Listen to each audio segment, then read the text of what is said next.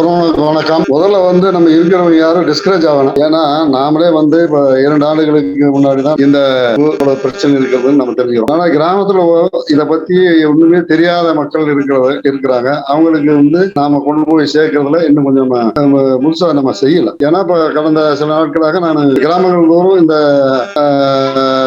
ஆர்ப்பாட்டத்துக்காக நான் விழிப்புணர்வு ஏற்படுத்தி அவங்க எல்லாம் ஆயத்த பணியில ஈடுபட்டு இருக்கிறேன். அப்ப போகும்போது தெரியுது இளைஞர்கள் இருக்காங்க. அவங்க இப்ப டிஎன்டின்னா நம்மளுக்கு இன்னும் சில கிராமங்கள்ல அது ஒரு கீழான ஒரு ஜாதியா நம்ம போகணுமா அப்படிங்கிற ஒரு எண்ணங்கள் உள்ளவங்க படித்த அது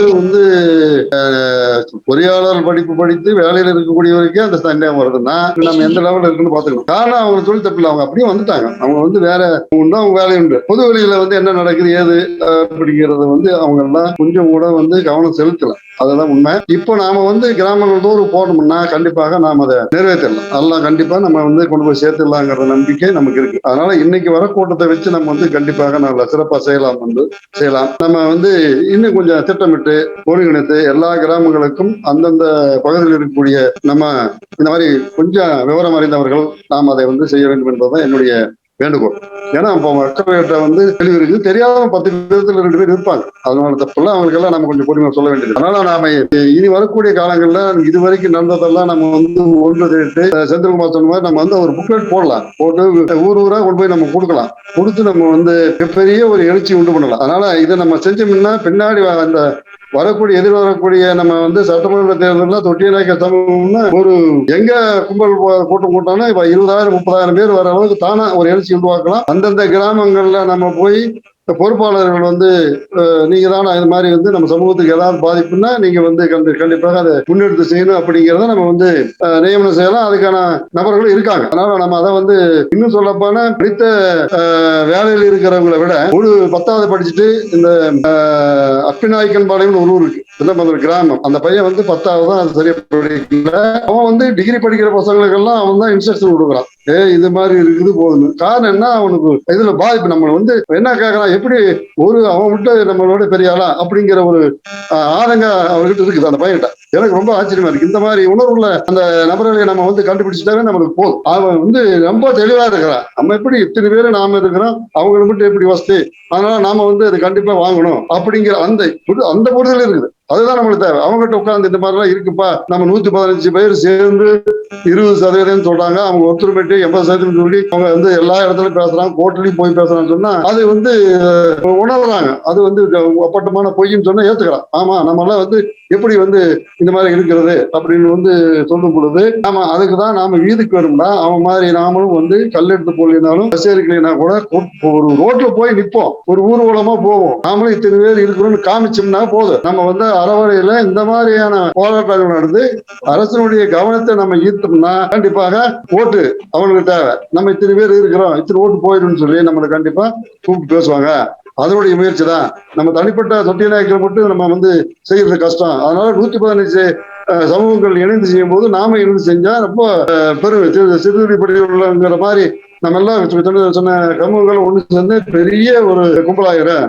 அதனால இது ஒரு ட்ரையல் தான். பின்னாடி நம்ம லட்சக்கணக்கான மக்கள் நம்ம கூட்டுறதுக்கான ஒரு முன்மாதிரியான இது ஒரு இப்ப கூட ஒரு கிராமத்துல இருந்து ஒரு ஏற்பாடு பண்ணிட்டு தகவல் தெரிஞ்சுட்டு போறாரு நாகராஜ் அவர்கள். அதனால சரி நான் ஜூம் மீட்டிங் வந்தாங்கன்னாரு, சரி நான் பேசிட்டு இருக்கிறேன், நீங்க பாருங்க சொல்லியிருக்கிறேன். அந்த அளவுக்கு நம்ம நாங்க ஓரளவுக்கு குறைந்த பட்சம் 500 பேர் அங்க நம்ம தொட்டியநாயக்க சார்பாக நம்ம கொண்டு போய் சேர்க்கணும் அப்படிங்கிற ஒரு செயல்திட்டத்தோட நாங்க முனைப்போடு செயல்பட்டு இருக்கிறோம். அதே சமயத்துல 1000 பேர் கூட திறக்கலாம்னு சொல்லியிருக்காரு. அது ரொம்ப மகிழ்ச்சி. அதனால நம்ம 500 பேருங்கிறத கண்டிப்பா நம்ம ஒரு நபர் கூட குறையக்கூடாது.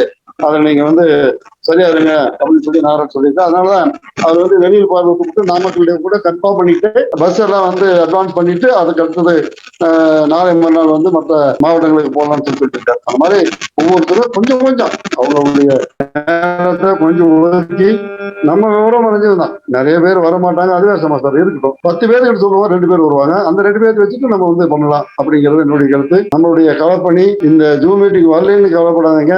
மக்கள் வருவாங்க. நம்ம கொஞ்சம் கொஞ்சமா கூப்பிடுங்க. நீங்க ஒரு செயல் திட்டத்தை வாங்க.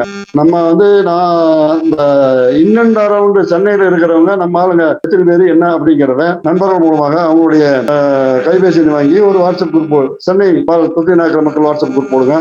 அவங்கள ஜூம் மீட்டிங்னா வந்து சொல்லி கூட வர வைக்கலாம். இந்த மாதிரி தான் நம்ம கொஞ்சம் கொஞ்சமா நம்ம முன்னெடுத்துட்டு போகணும். கொஞ்சம் நம்ம வந்து ஆரம்பத்தில் எடுத்து கொண்டு வராது. ஆனால் ஒன்று நிச்சயம் நம்ம மக்கள் வந்து புரிய வச்சுட்டோம்னா அது மிகப்பெரிய எழுச்சியோட வருவாங்க. அது வந்து உண்மைதான். ஆனா அவங்கள வந்து நம்ம தட்டி எழுப்பணும். எழுதிட்டோம்னா அப்ப எது எடுத்தாலும் பன்னீரோட நம்ம ரொம்ப 100 மடங்கு வேகமா இருக்கும். தொட்டி நாயகர் சமூகம் மட்டுமே அந்த அளவுக்கு நாம வந்து வேகம் கொண்டவர்கள் தான். ஆனால் இன்றைக்கு வெவ்வேறு நிலைப்பாடுகள்ல திசை தெரியாம இருக்கிறதுனால நம்ம அதெல்லாம் வந்து மறந்துட்டு விவரம் புரியாமல் நம்ம இருக்கிறோம். இன்னும் நம்ம கல்வி அறிவானது இப்ப கூட 50% எட்டிருப்போம். கிராமங்கள் இருக்கிறவங்க போனா இன்னும் பெண் பிள்ளைகளை வந்து 10வது மேல வயசு வந்துட்டா அவங்க அனுப்புறது இல்ல.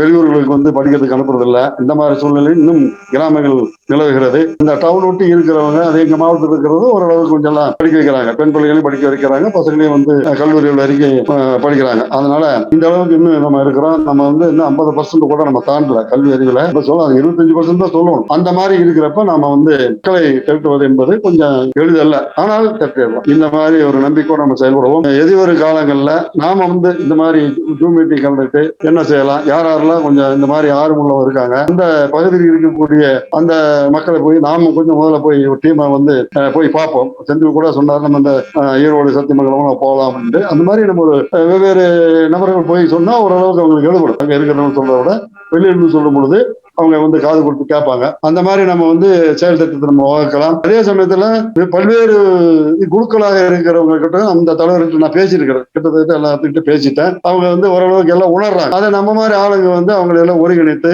நீங்கள் உங்களுடைய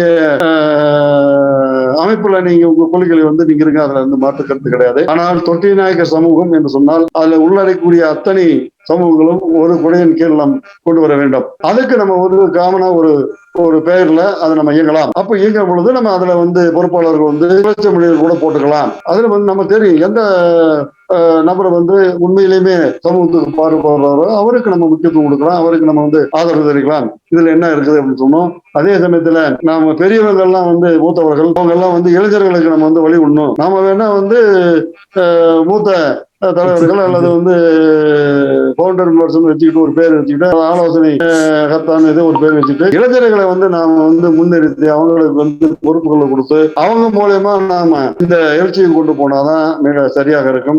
நம்ம வந்து பதவிக்காக வேண்டிய நாமளே தான் தலைவர் செயலர் எல்லாம் இருக்கிற மாதிரி நம்ம ஒன்றும் செயல்படாம இருக்கிற இடத்துல கூட சில பேருக்கு ஓப்பனா பேசி உண்மைதாங்க அப்படின்னு சொல்லியிருக்காங்க. அதனால நாம கொஞ்சம் கொஞ்சமா தான் நகர்த்தணும். சில பேர் அப்படி இருப்பாங்க. அதனால கொஞ்சம் மாத்தணும்னா என்ன பண்ணணும்னா அவரை வந்து இக்னோர் பண்ணோம்னா போதும். ஆட்டோமேட்டிக்கா அவங்க அப்புறம் என்னடா பண்றதுன்னு வந்துருவார். அந்த மாதிரி தான் நம்ம செய்யணும். நம்ம யாரையும் வந்து குறை சொல்ல வேண்டியது இல்லை. செயல்படுறவங்கள நம்ம வந்து என்கரேஜ் பண்ணுவோம். செயல்படுறவங்கள விட்டுருவோம். அவங்களை வந்து கண்டுக்காத விட்டோம்னா அவங்க வந்து தனி வந்து போறாங்க.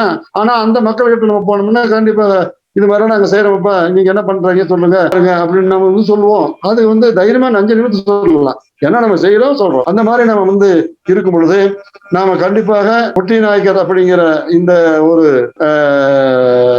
சமூகத்தை எல்லாரையுமே ஒன்றிணைக்கி கூடையின் கீழ் கொண்டு வந்தால் எதிர்வரக்கூடிய அரசியல்ல நாம் கண்டிப்பாக நம்ம பங்கினை பெறலாம் என்பது என்னுடைய கருத்து. அதை நோக்கி நம்ம செல்வோம். இந்த மாதிரி சமூக பாதிப்புகளை மற்றவர்களோடு இணைந்து நாம் அதை வந்து வென்றெடுப்பதற்கு உறுதுணையாக இருக்க வேண்டும். ஏன்னா நானே வந்து 2019 தான் நம்ம வந்து இதுல சேர்ந்துருக்கிறோம். இந்த டிஎன்பியை சேர்ந்த பிற்பாடு தான் நம்மளுக்கு இந்த விவரம்லாம் தெரிஞ்சிருக்குது. அதை நம்ம ஒத்துக்கணும் எதார்த்தம். ஏன்னா நாமளே இவ்வளவு தூரம் ஒரு அரசு பதவியில் இருந்துட்டு அது நான் கல்வித்துறையில் இருந்துட்டு இந்த டிஎன்டியினுடைய பலனை வந்து அணிவிச்சும் நான் தான். அந்த பலனை வந்து பாதிக்கப்பட்டவன் நான் தான். 78ல வந்து இருந்தது நான் வந்து எனக்கு சீட்டு கிடைச்சது. அதே டிஎன்டி இருந்ததுன்னா நான் கலெக்டராகவோ அல்லது ஐபிஎஸ் நான் ஆகி கண்டிப்பாக அந்த பதவி நம்மளுக்கு கிடைச்சிருக்கு.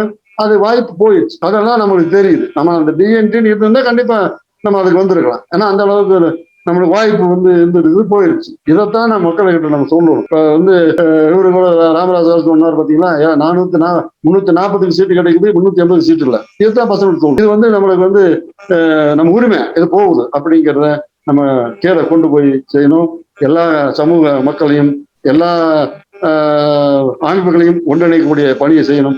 இதெல்லாம் செஞ்சால் தொட்டி நாயக்கர் அப்படிங்கிறவங்க தமிழ்நாட்டில் வந்து எல்லா அரசியல் கட்சிகளும் திரும்பி பார்க்கிற மாதிரி நாம் எதிர்கால காலத்தில் நிலைநாட்டலாம் என்பதை என்னுடைய கருத்தாக பதிவு செய்து வாய்ப்புக்கு நன்றி கூறி விடைபெறுகிறேன். நன்றி, வணக்கம்.